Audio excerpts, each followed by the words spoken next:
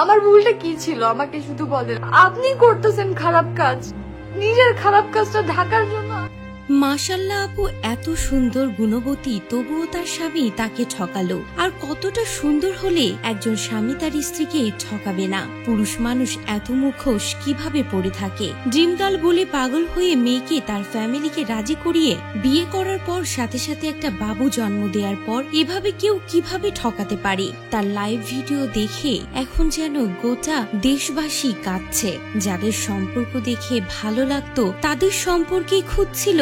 মাশাআল্লাহ আপু লাইভটা দেখে সবাই যেন ভেঙে পড়েছে। মেয়েটা যখন লাইভে কান্না করে বলছিল একের পর এক ওনা চিট করার ঘটনাগুলো যখন সামনে আসছিল, আমি ওনাকে জিজ্ঞেস করছিলাম আমার মাঝে এমন কি কমতি আছে, বলো আমি কেমন হইলে তুমি আর চিট করবা না, তুমি যেমন চাও আমি তেমনই হব। এটা দেখে এত খারাপ লেগেছে।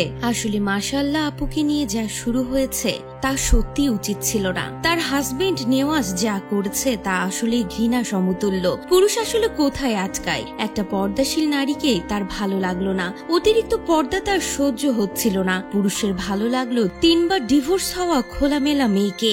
মেয়েদের আসলে মেয়ে হয়ে জন্মানোটাই দোষের। একটা মেয়ে কি করে পারলো স্ত্রী সন্তান আছে জেনেও এক পুরুষের সাথে পরকীয়া প্রেমে আবদ্ধ হতে।